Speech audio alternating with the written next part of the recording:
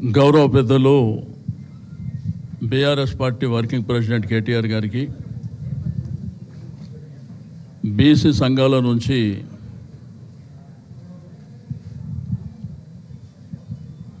మరి పెద్దలు ఆర్ కృష్ణన్న గారు, జాజుల శ్రీనివాస్ గౌడ్ గారికి, మా శ్రీనివాస్ గౌడ్ గారు మాజీ మంత్రివర్యులు కమలాకరణ గారు, వద్దిరాజు రవిచంద్ర గారు అన్న చెప్తున్నా నారగోని గారు, లింగా యాదవ్ గారు, కాలేరు వెంకటేష్ అన్న గారు, పెద్దలందరికీ ఈరోజు కేటీఆర్ గారిని మరి బీసీ సంఘాల పెద్దలు కలవడానికి వచ్చినటువంటి సందర్భంలో నేను ప్రధానంగా 3-4 అంశాలు,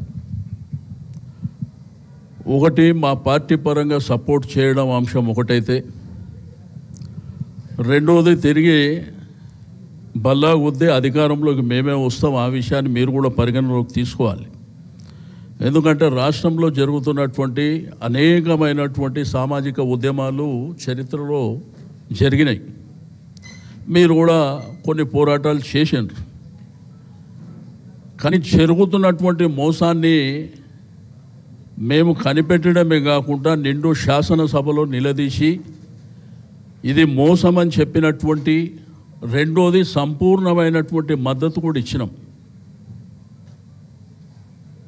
కానీ తర్వాత జరిగిన పరిణామాలలో పాలాభిషేకాలు చేసిర్రు, ఇంకా ఏదో పెద్ద ఆకాశం నుంచి చందమామని తీసుకొచ్చినట్టు మీరే మాట్లాడినటువంటి సందర్భాలను కూడా చూసినాం. మా మద్దతు ఇస్తాం, కానీ సిన్సియర్గా ఉంటే పోరాటం చేస్తాం. తెలంగాణలో ఉన్నటువంటి ప్రతి బీసీని పైకి తీసుకొస్తాం. ఈరోజు ఎన్టీ రామారావు గారి తర్వాత అత్యంత ప్రాధాన్యతనిచ్చింది కేసీఆర్ గారు. మాకు వచ్చిన 10 రాజ్యసభలో 5 మందికి రాజ్యసభ ఇచ్చింది కేసీఆర్ గారు. మీరు ఒకసారి బండ ప్రకాష్ నుంచి పోల్చుకొని మా లింగా యాదవ్ గారు కానీ, వద్దిరాజు రవిచంద్ర గారు, కేశవరావు గారు, డి శ్రీనివాస్ గారు, మాకు ఉన్న సంఖ్యలో 5 ఇచ్చింది మేమే. రెండోది రాష్ట్రంలో మంత్రివర్గంలో 4 ఉన్నాం మేమే. ఆ రోజు జిల్లా పరిషత్లో కానివ్వండి, మార్కెటింగ్లో కూడా ప్రత్యేకంగా జీవో తీసుకొచ్చి ఇచ్చింది కూడా మేమే.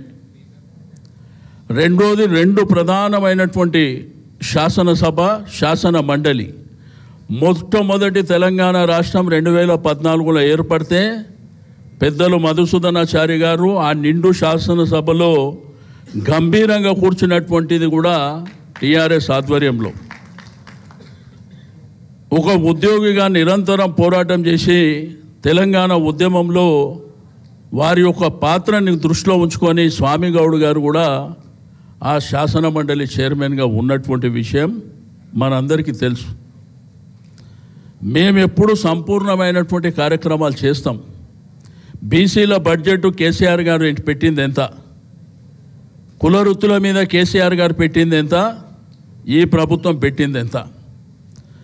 మనము విద్యా ఉద్యోగాలతో పాటు 42% కామారెడ్డి డిక్లరేషన్ అని సిద్ధిరామయ్య ముఖ్యమంత్రిని తీసుకొచ్చి ఇక్కడ అనౌన్స్ చేసినప్పుడు మనం ఒకవైపుననే పోరాటం చేయడానికి సిద్ధమవుతున్నాం. రెండో వైపున వాళ్ళు బడ్జెట్ 20,000 కోట్లు పెడతామన్నారు. ఆ విషయాన్ని మనం మాట్లాడలేకపోతున్నాం. ఒకటి. రెండోది కులవృత్తులను ప్రోత్సహిస్తామన్నారు. దాన్ని కూడా మరి సర్వనాశనం చేసింది కూడా వాళ్ళే. ఆ విషయం కూడా మనం మాట్లాడతలేం.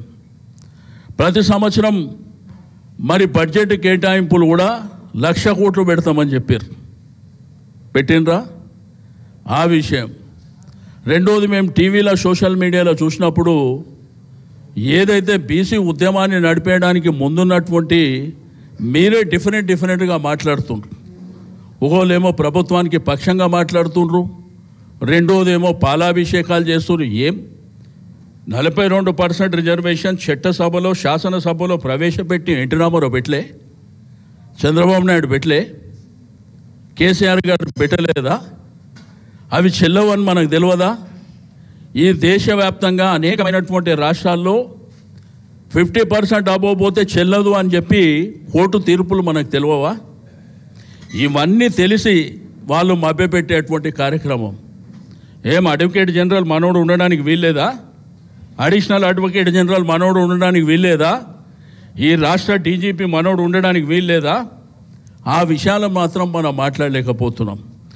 ఏదైతే కాంగ్రెస్ ప్రభుత్వం మోసపూరితమైనటువంటి వాగ్దానాలతో పాటు మొన్న చూసారు జంతర్ మంతర్ దగ్గర పోయి ధర్నా చేసినామని చెప్పి. పార్లమెంట్ జరుగుతలేదు అప్పుడు? పార్లమెంట్ జరుగుతుంది కదా. పార్లమెంట్లో మరి పోరాటం చేయవలసినటువంటి వాళ్ళు ఆ రోజు అక్కడ జంతర్ మంతర్ ధర్నా జరిగేటప్పుడు పార్లమెంట్ని స్టాలు చేసి ఒక సబ్జెక్టు, ఇంత గంభీరమైనటువంటి సబ్జెక్టు మాట్లాడిన ఎవడనా? పోనీ all India Congress party president Mallikarjun Kharge attend అయిందా? రాహుల్ గాంధీ అటెండ్ అయిందా? సోనియా గాంధీ, ప్రియాంక గాంధీ వాళ్ళు ఏమైనా అటెండ్ అయినరా? ఎవరిని మోసం చేయడానికి వాళ్ళు డ్రామాలు నడిపిస్తే వాళ్ళు నిజమైనటువంటి పోరాటం చేశారు. మొన్నటికి మొన్న హైకోర్టు ఆర్గ్యుమెంట్లో మీరు భాగస్వామ్యం, మీరు కూడా ఉన్నారు అక్కడ. కృష్ణయ్య గారు ఉన్నారు, శ్రీనివాస్ గౌడ్ గారు ఉన్నారు. ఏం చెప్పిండు అడ్వకేట్ జనరల్? నాకు తెలియదు, నేను పోయి గవర్నమెంట్ని అడుగొస్తా అని చెప్పిండు. వాస్తవం కదా? కులగణన జరిగినప్పుడు కూడా, కులగణన జరిగితే ఏదైతే ప్రొఫార్మా ఇచ్చిండ్రో ఆ పాంప్లెట్ మీద ముఖ్యమంత్రి, డిప్యూటీ సీఎం ఫోటోలు ఉంటాయా? అది చెల్లుతుందా? చెల్లదు. అనేకమైనటువంటి కారణాలు దాంట్లో పెట్టిర్రు. నీకు బండి ఉందా, కారు ఉన్నదా, నువ్వు రాజకీయ నాయకునివా, ఇంకోనువా అని పెట్టిర్రు. హైదరాబాద్లో 20% కూడా జరగలేదని శాసనసభలో మాట్లాడినాం. గవర్నమెంట్ అఫీషియల్గా ముఖ్యమంత్రి మాట్లాడి ఏం చెప్పిండు? 68,000 మంది భాగస్వామ్యం కాలేదని చెప్పారు. సెకండ్ టైం 15 రోజులలో చేస్తే 12,000 మంది అక్కడ భాగస్వామ్యం అయినారు. అది ఎట్లా చెల్లుబాటు అవుతుంది? రెండోది ఆర్డినెన్స్ చేసారు. రెండోది గవర్నర్కి ఇచ్చిర్రు, ప్రెసిడెంట్ ఆఫ్ ఇండియా అక్కడికి పంపించారు. హరిబరిన జీవో తీసిర్రు. ఆ జీవో చెల్తుందా?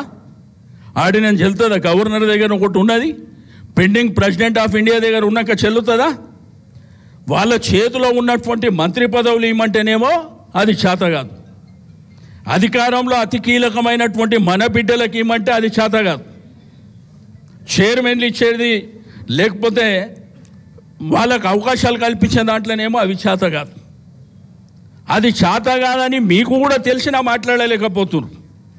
ఇటువంటి ఉద్యమాలు వద్దు. ఉద్యమాలు పోరాటం చేయనీకే మేము రావాలనుకుంటే, మేము కావాలనుకుంటే డెఫినెట్గా మేము కూడా రోడ్డు మీద వచ్చి కొట్లాడతాం.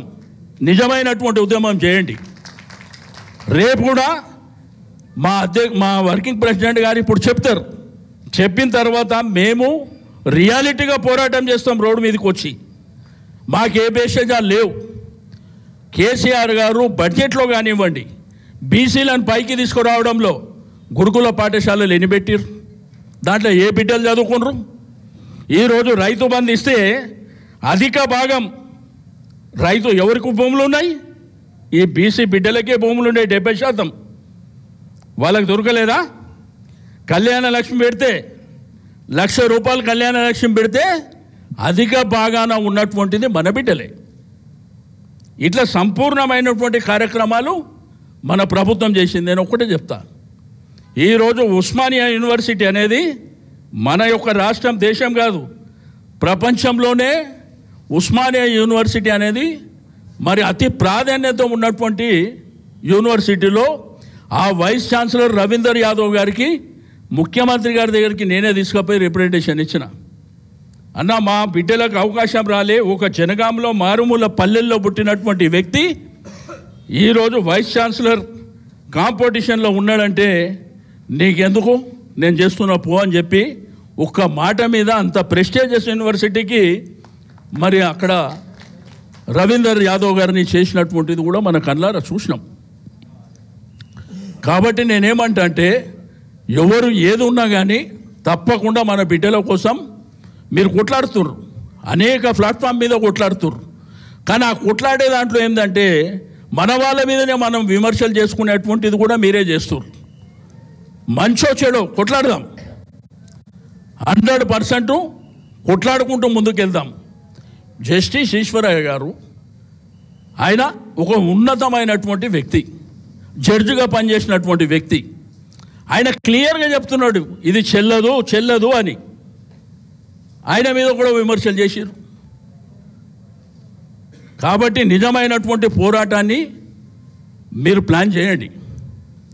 డెఫినెట్గా మీతో పాటు మేము కొట్లాడడానికి మేము ఉంటాం. మా సమాజం ఉన్నది ఈ రాష్ట్రంలో, తప్పకుండా బీసీ బిడ్డలని. కేసీఆర్ గారే శ్రీరామ రక్ష ఈ బీసీలకు. డెఫినెట్గా రాబో కాలంలో అసెంబ్లీ సీట్లు పెంచమంటారా, పార్లమెంట్ సీట్లు పెంచమంటారా, నామినేటెడ్ పోస్టులు పెంచమంటారా, ఎమ్మెల్సీలు కూడా సార్ కేసీఆర్ గారు చాలాసార్లు లేదమ్మి ఈ పేద వర్గాలకు కనీసం అసెంబ్లీలు కూడా లేవు, మనల్ని వాళ్ళని తీసుకుపోయి శాసన మండలికి కానీ పార్లమెంటు రాజ్యసభకు తీసుకుపోదామని చాలా సందర్భాల్లో మా సమక్షంలో చెప్పినటువంటి వ్యక్తి. ఎన్ని తప్పులు జరిగినాయి. వాళ్ళు డే 1 నుంచి 42% రిజర్వేషన్. ఏమేమి వాళ్ళు చేసే డ్రామా ఏందో తెలియదా? లోకల్ బాడీ ఎలక్షన్లు వస్తున్నాయి, గవర్నమెంట్ ఫెయిల్యూర్స్ విపరీతంగా అయిపోయినాయి, ప్రజలు రైతాంగం అందరూ రివర్స్లో ఉన్నారని ఈ డ్రామా తీసుకొచ్చారు. ఈ సమాజంలో అధిక భాగం ఉన్నటువంటి మన కుటుంబాలు మన కులాలని మోసం చేయాలనేటువంటిది ఆర్ కృష్ణయ్య గారికి తెలియదా? జాజుల శ్రీనివాస్ గౌడ్ గారికి తెలియదా? ఎందుకంటే అది చెల్లుబాటు కానటువంటిది. మేమేం చెప్పినాం అసెంబ్లీలో, నేను కమలాకర్ గారు మాట్లాడినప్పుడు ఏం చెప్పినాం, ఇది 9th షెడ్యూల్లో పెడితేనే అవుతుంది, తప్పకుండా పార్లమెంట్ మీద ఒత్తిడి తీసుకొస్తేనే అవుతుంది అని చెప్పినాం. రెండోది ఆల్ పార్టీ మరి డెలిగేషన్ని ముఖ్యమంత్రి గారు ప్రధానమంత్రిని కలవడానికి తీసుకెళ్తా అన్నాడు. తీసుకుపోయిందా? ఆ రోజు ఏమంటాడు, జంతర్ మంతర్ దగ్గర టీఆర్ఎస్ పార్టీ రాజ్యసభ సభ్యులు కూడా ఎవడు పిలిచిండు? నీ క్యాబినెట్లో ఒక అనౌన్స్మెంట్ ఇచ్చేస్తే అట్లుంటుందా? పిలిచిన మమ్మల్ని. రెండోది ప్రెసిడెంట్ ఆఫ్ ఇండియా. ఇప్పుడు మీరు గవర్నర్ని కలిసారు, మన కుల సంఘాల నుంచి కూడా మనం చాలా సందర్భాల్లో కలిసినాం. ప్రెసిడెంట్ ఆఫ్ ఇండియా ఒక 50 మంది పార్లమెంటు సభ్యులు వచ్చి మిమ్మల్ని కలుస్తారంటే అవకాశం ఇయ్యదా? చేసిన రా పని. జంతర్ మంతర్ దగ్గర 3 రోజులు ఎంజాయ్ చేసి డ్రామాలు చేసి ఆ నెపాన్ని మా మీద నెట్టి నిన్న మొన్న ప్రెస్లో కూడా మాట్లాడినప్పుడు వాళ్ళ మంత్రులు వాళ్ళ నాయకులు ఏం మాట్లాడుతున్నారు, బీజేపీ వాళ్ళు టీఆర్ఎస్ వాళ్ళు మోసం చేస్తున్నారని. మేము అసెంబ్లీలో సపోర్ట్ చేయలేదా?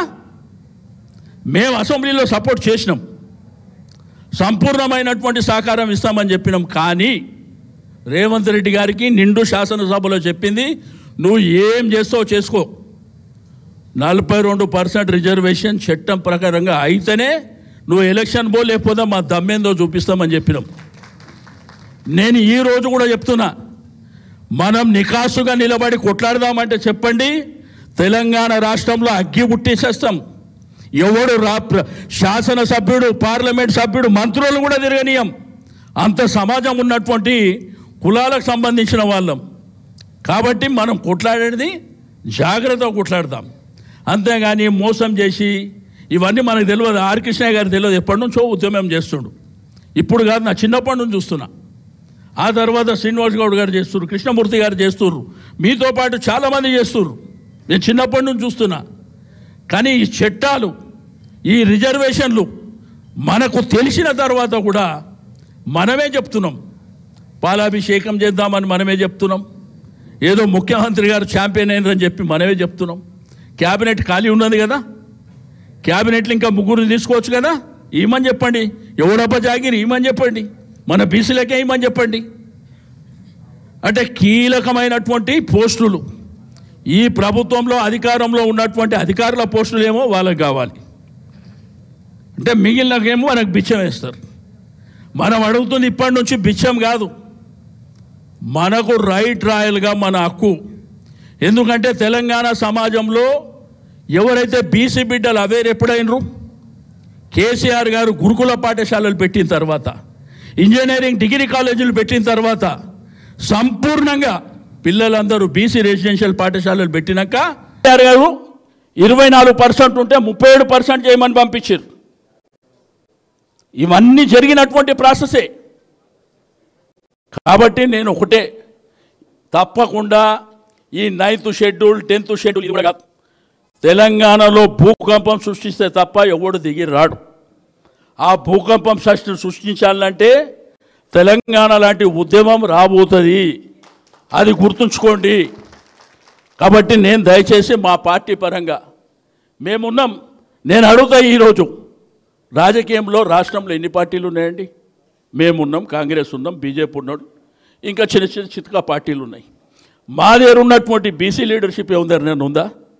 50 మంది స్టాల్వర్డ్స్ వెళ్తారు ఇళ్ళకి. మా యువకులు ఉన్నారు అంతా. విద్యార్థి ఉద్యమం మా గెలుసీను చూస్తారు కదా, ఎప్పుడు పోలీస్ స్టేషన్లోనే. ఇట్లా బాలరాజ్ యాదవ్ ఉన్నాడు, ఇట్లా చాలామంది, ఉపేందర్ ఉన్నాడు, ఎంతమంది ఉన్నారు మా దగ్గర ఉన్న శక్తి ఏ పార్టీకి ఉందా? ఎవరికన్నా ఉందా? లేనే లేదు. కాబట్టి కేసీఆర్ గారు 10 ఏళ్ళ నుంచి మమ్మల్ని ఇట్లా అడుక్కోమని చెప్పలే, మేము అడుక్కునేదాకా ఆయన అవకాశం ఇవ్వలే. అందరినీ సమానంగా చూడడమే కాకుండా ఏ తెలంగాణ భూభాగంలో బీసీ సమాజం ఎక్కువ ఉన్నదో వాళ్ళని అందలం ఎక్కించేటువంటి ప్రయత్నం జరిగింది. ఇంత పెద్ద గ్రేటర్ హైదరాబాద్, గుండెకాయ హైదరాబాద్, తెలంగాణ రాష్ట్రానికి 2 సార్లు మేయర్ ఇచ్చింది బీసీలకే. హైదరాబాద్ ఇంత గుండెకాయ మేయర్ పదవి 2 సార్లు బీసీలకే ఇచ్చిండు, ఆర్టీసీ చైర్మన్ ఇచ్చాడు. కాబట్టి సంపూర్ణమైనటువంటి కార్యక్రమాలు కేసీఆర్ గారు చేశారు. చదువు పెరగడేమో మూలాననే కదా తెలివితేటలు పెరిగినాయి.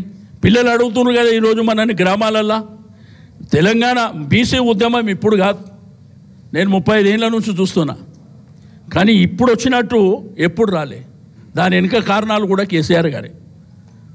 బ్రహ్మాండంగా చదువుకున్నారు పిల్లలు. ఒక్క పిల్లగాని వెనుక, ఒక్క పాప వెనుక 1,25,000 ప్రభుత్వమే ఖర్చు పెట్టింది. ఇదంతా జరిగినటువంటిది.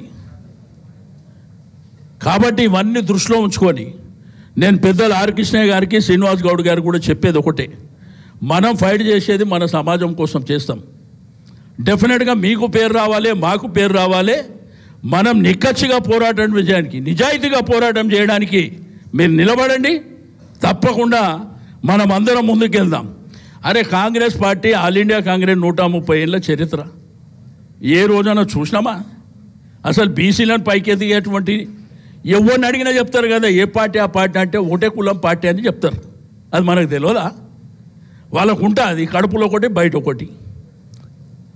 కాబట్టి మన కడుపులా బయట పెట్టుకొని కోసేటువంటి ప్రయత్నం ఆడ జరుగుతుంది. కాబట్టి ఎవడో బిచ్చం ఇచ్చేదేంది, ఎవరిని అడిగేదేంది, అడుక్కునేదేంది? తప్పకుండా సమాజాన్ని లేపుదాం, కొట్లాడదాం, కొట్లాడి సాధిద్దామని చెప్పి తెలియజేస్తూ సెలవు తీసుకుంటాం.